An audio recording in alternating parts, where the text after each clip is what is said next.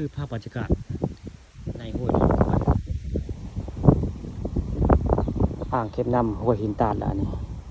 เฮียตั้งเทิงก็เองคนสอนเลยน้ำแห้งพี่น้องมีคนมาสอนเลยห้วยน้ำกวนบ้านอ่างตำบลนาตาลมื้อนี้มีคนมาสอนกุ้งสอนซิวเลยน้ำแห้งพี่น้องนี่น้ำแห้งเลยนี่คราบนี้มันแห้งเจ้าเปิดน้ำเนาะเจ้าเปิดน้ำเลย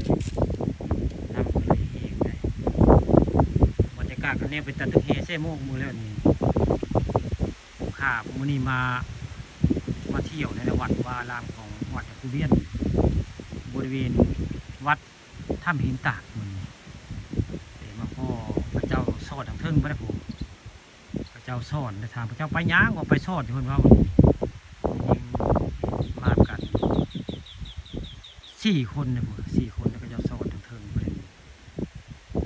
เจ้าสอดทางเทิงเจ้าจะลง4-5 คนไปหลาน5 คนคนนี่คือเป็นภาพเหตุการณ์กับเจ้ามาสอดอยู่ริมอ่างเก็บน้ำห้วยหินตาดจากห้วยมันจะไกลได้ระยะกล้องผู้ฆ่าถ่ายไปนี่ก็ประมาณ500-600 เมตรบริใกล้เลยนี่คือเป็นภาพบรรยากาศอ่างเก็บน้ำห้วยหินตาดหรือห้วยดงกวนแหละนี่ห้วยดงกวนมื้อนี้น้ำแห้งบรรยากาศคักได้แต่แม่ได้ถือเฮมานำมื้อนี้คักแล้วผู้ฆ่าไม่ได้เอาเฮมานำพี่น้องเลยมื้ออื่นเสียวเฮมาตึกอยู่นี่บรรยากาศคักนี่คือห้วยดงกวน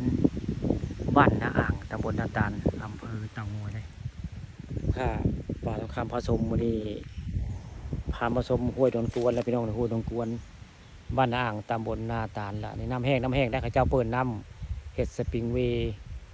อันทางไปทางมาเนาะสปริงเวย์สะพานอ่างเก็บน้ำห้วยหินตาดมื้อนี้คักข้าเจ้าเปิดน้ำข้ายังสีมาตึงเหได้น้ำแห้งเลยเพราะหมักตึงเหคือกันเนาะ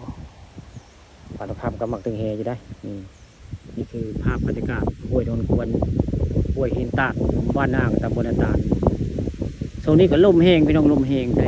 บรรยากาศลมแห้งหนาวได้หมดเลยแต่ว่าน้ำแห้งได้พระเจ้ามาสอนนะเดี๋ยวเบิ่งนี่พระเจ้ามาสอนนะเทิงตะไคร้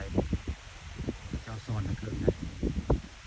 คือภาพบรรยากาศห้วยดอนกวนมีคนมาส